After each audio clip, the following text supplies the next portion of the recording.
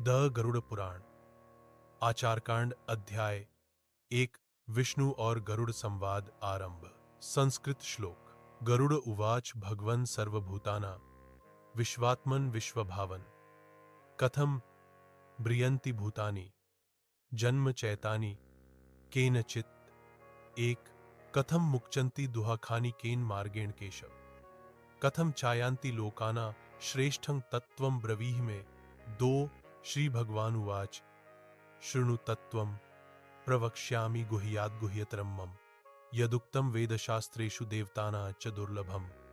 तीन यदा प्रजाः सृजाम्यादौ मायया मम मोहिताः तदा जीवाः प्रकृतिस्थाः ममांशाः कर्मबन्धनाः। चार तेषां सुखदुःख खयोर्योनिः कर्मणोऽनुसरेण हि अज्ञानमूलकं सर्वं संसारं परिकल्पितम्। पांच हिंदी अर्थ। गरुड़ ने पूछा, हे भगवान, हे विश्वात्मा, सब प्राणियों के रक्षक और सृष्टिकर्ता, ये प्राणी कैसे मरते हैं और जन्म कैसे लेते हैं? हे केशव, जीव अपने दुखों से कैसे छूटता है और कौन सा मार्ग श्रेष्ठ लोकों तक पहुंचाता है? कृपया बताइए।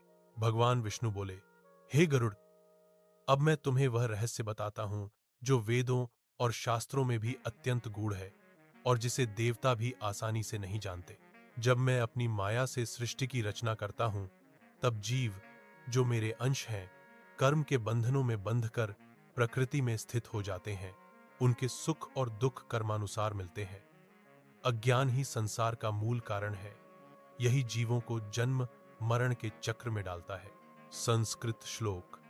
यदा देह समुत्सृज्य कर्मणा यान्ति देहिनः तदा तेषां पुनर्जन्म सुखदुःखानुसारतः छह मन एव मनुष्याणां कारणं बंधमोक्षयोः बंधाय विषयासक्तं मुक्त्य निर्विषयं स्मृतम्। सात हिंदी अर्थ।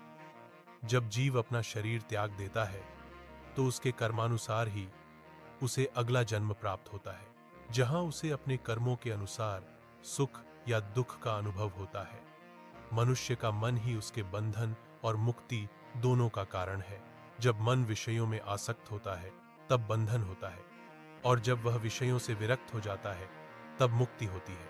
संस्कृत श्लोक। ज्ञानम यदा भवेत् पूर्णम तदा मोक्षो न संशय अविद्याया महायोगे संसारोयम प्रवर्तते। आठ हिंदी अर्थ। जब ज्ञान पूर्ण हो जाता है तब मोक्ष निश्चित होता है, परंतु जब तक अज्ञान का महा जाल विद्यमान है तब तक यह संसार का चक्र चलता रहता है।